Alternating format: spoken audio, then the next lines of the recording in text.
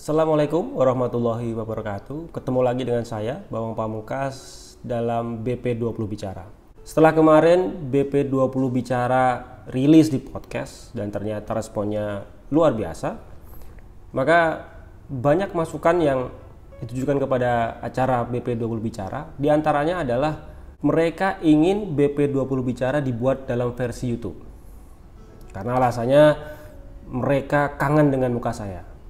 Jadi banyak yang pengen lihat saya langsung, pengen lihat penampakan saya setelah pensiun itu gimana gitu. Apalagi sekarang ini 2 bulan tidak ada sepak bola, di rumah saja. Jadi gimana sih penampakan Bambang Pamungkas sekarang? Maka akhirnya saya putuskan untuk membuat BP20 Bicara versi YouTube. Dan ini adalah episode pertamanya. Seperti ide atau tema dari BP20 Bicara sendiri, bahwa BP20 Bicara tagline-nya adalah Bambang Pamungkas beserta isi kepalanya. Artinya BP20 Bicara selalu membahas tentang hal-hal yang berkaitan dengan diri saya, baik yang sudah terjadi, sedang terjadi, maupun akan terjadi. Pada episode kali ini, saya ingin membahas sesuatu atau sebuah cerita ringan yang seperti ada benang merah dari awal terjadi, kira-kira tahun 90 pertengahan, dan cerita ini baru lengkap di tahun 2014. Jadi ada sebuah puzzle dari sebuah cerita yang puzzle-nya dimulai tahun 96 tapi baru lengkap terisi 2014. Dan sebelum kita bicara lebih jauh, maka saya ingin sampaikan bahwa saya pakai belangkon ini bukan untuk gaya-gayaan sebenarnya, tapi saya ingin menutupi rambut saya yang ini kalau dibuka dari tadi ini kribo, ini tinggi, sehingga saya siasati dengan pakai belangkon supaya teman-teman tidak kaget, dipikir nggak kenal tuh siapa itu, masa BP rambutnya kribo gitu. Jadi di samping ini untuk menutupi rambut, juga ini terbukti menambah kegantengan 25%. Di mana ganteng kan? Oke, kita mulai ceritanya. Ceritanya berawal ketika saya masih kelas 2 SMA. Saya masih menjadi siswa diklat Salatiga tahun kedua. Dan saya harus akui bahwa Bambang Muda adalah pendukung Pelita Jaya. Walaupun saya tinggal di Salatiga atau katakanlah Kabupaten Semarang, tapi saya adalah fans Pelita Jaya. Mengapa? Pertanyaannya menarik. Mengapa? Karena di sana ada sosok yang menginspirasi saya untuk menjadi seorang pesepak bola. Saya pikir alasan saya ketika itu hampir sama dengan seluruh pesepak bola muda di Indonesia di zaman-zaman itu ya. Yaitu karena idola saya bermain di sana, yaitu Kurniawan Dwi Julianto, yang kebetulan adalah lulusan dari Diklat Salatiga, senior saya 4 tahun kira-kira. Di tahun 90-an, pertengahan 90-an, saya pikir tidak ada orang yang tidak kenal Kurniawan. Semua orang mengidolakan pemain asal Magelang ini yang besar atau dibesarkan oleh proyek Primavera. Kurniawan menjalani pelatihan di Italia, sempat magang di Sampdoria, ikut Tour Asia ketika itu, bahkan bermain di Jakarta melawan tim nasional Indonesia. Saya lupa skornya berapa, tapi Kurniawan bikin 1 gol ketika itu. Kemudian akhirnya Kurniawan bermain di Swiss bersama Luzern FC. Saya rasa semua pesepak bola muda di Indonesia di tahun-tahun itu, 90-an pertengahan, pasti pengen seperti Kurniawan, termasuk juga saya. Itulah kenapa saya menjadi pendukung Pelita Jaya, walaupun hanya pendukung layar kaca, karena saya tidak pernah ke Jakarta dan tidak pernah memiliki kesempatan untuk nonton Pelita Jaya langsung di Lebak Bulus. Tahun 97, saya mendapatkan tawaran dari klub Bandung Raya. Jadi kalau di Diklat itu, siswa yang menonjol itu mendapatkan pesanan, atau katakanlah begini, ada talent scout yang datang ke Diklat Salatiga melihat Diklat main, dicoba dan sebagainya, sehingga kemudian memesan pemain-pemain tertentu. Oh, saya mau nanti kalau si A ini lulus gabung Pelita dong, atau gabung Arseto dong, atau gabung PSIS misalkan, atau gabung Bandung Raya. Kebetulan ketika itu ada satu pemain Bandung Raya yang fresh lulusan Diklat dan berprestasi di Bandung Raya, yaitu Devtendi Yunianto, kakak dari Gendu Doni. Jadi kalau ada yang tidak tahu Devtendi itu adalah kakak dari Gendu Doni. Setelah lulus Diklat, dia bermain di Bandung Raya, kemudian sempat di PSIS. Jadi berkat cemerlangnya penampilan Dev Tandy, maka Bandung Raya datang lagi ke Diklat untuk melihat beberapa talenta lagi untuk pada akhirnya setelah lulus nanti diambil ke Bandung Raya. Salah satunya saya. Walaupun masih 2 tahun lagi saya baru bisa pindah karena nunggu lulus dulu. Jadi tidak pernah terlintas dalam benak saya ketika itu untuk bermain di tim seperti Persija. Karena memang tidak ada koneksi secara langsung antara saya dengan Persija. Lagi pula Persija di tahun 97 itu bisa dikatakan the dream team-nya Indonesia, di mana seluruh atau hampir seluruh materi pemainnya adalah pemain nasional.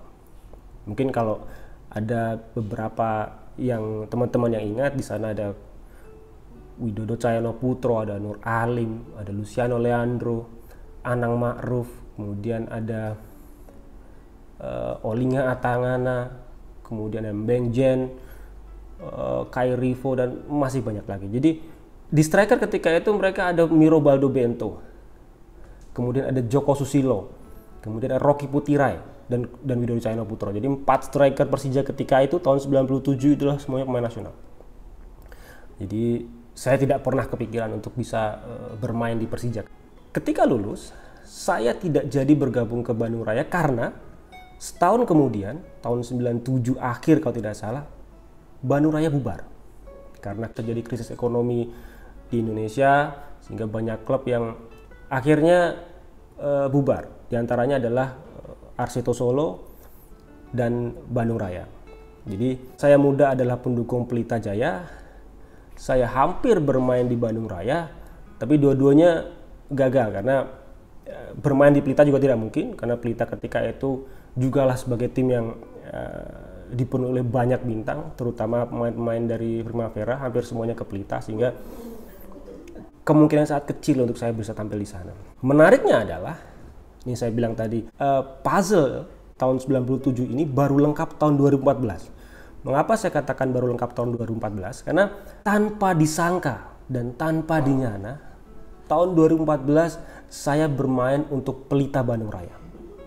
Pelita Bandung Raya kita ketahui adalah merger dari Pelita Jaya dan Bandung Raya. Jadi kalau dulu saya itu fans Pelita, kemudian hampir main di Bandung Raya, akhirnya tahun 2014 saya malah bermain di Pelita Bandung Raya. Tidak ada orang yang ketika itu berpikiran atau menduga bahwa saya akan bermain di Pelita Bandung Raya. Pertama, karena saya boleh dikatakan sangat lama bermain di Persija. Artinya kemungkinan untuk saya pindah 0,00 sekian persen. Namun seperti yang kita ketahui bahwa terjadi permasalahan antara saya dengan Persija tahun 2012 yang membuat pada akhirnya saya harus pergi dari Persija. Karena seperti yang sering saya sampaikan bahwa tidak ada pemain yang lebih besar dari klub. Jadi ketika saya bermasalah dengan Persija, ada perbedaan prinsip ketika itu, maka saya harus keluar dari Persija. Dan ini hal yang biasa. 2013 saya tidak bermain bola, dan 2014 saya memutuskan untuk bermain di Pelita Bandung Raya. Walaupun ketika itu banyak tawaran dari tim-tim yang notabene besar, notabene tim-tim yang mapan di Indonesia. Pertanyaan kemudian muncul adalah kenapa Pelita Bandung Raya? Kenapa bukan Semen Padang misalnya? Kenapa bukan Sriwijaya FC misalkan? Kenapa bukan PSM misalkan? Atau tim-tim yang lain? Satu hal yang menarik adalah tanpa disadari, hati saya tergerak untuk tampil atau memperkuat Pelita Bandung Raya karena kesamaan visi dalam melihat sepak bola Indonesia ketika itu. Walaupun Pelita Bandung Raya boleh dikatakan tim yang kecil, tim yang tahun sebelumnya berjuang untuk bisa lolos dari degradasi melalui playoff. Pelita Bandung Raya sendiri home base-nya di Bandung, kota yang sejarahnya tidak begitu baik dengan klub yang selama ini saya bela, yaitu Persija. Tapi bagi saya tidak masalah karena saya adalah seorang pesepak bola, saya tidak pernah merasa punya musuh dimanapun. Walaupun katakanlah dalam beberapa kesempatan kota Bandung kurang bersahabat dengan diri saya, tapi saya pikir itu lebih kepada sebuah fanatisme sepak bola. Tidak ada lebih dari itu. Sehingga ketika saya datang ke Bandung, faktanya pun saya diterima dengan baik. Saya memiliki banyak sahabat di sana dan saya merasa nyaman tinggal di Bandung selama setahun. Bandung Raya yang ketika itu dianggap sebagai tim underdog, tim yang tidak ada orang yang mengira bahwa tim ini bisa berbicara banyak kecuali diri kami sendiri.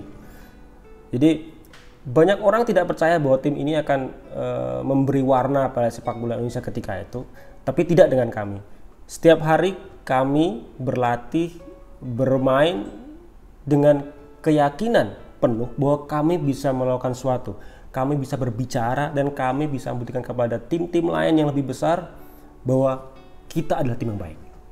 Yang spesial dari PBR ketika itu adalah di mana setiap personilnya dari mulai pemain, staf hingga pelatihnya adalah orang-orang yang selalu ingin belajar. Kami menggunakan setiap latihan sebagai media kami untuk menjadi lebih baik.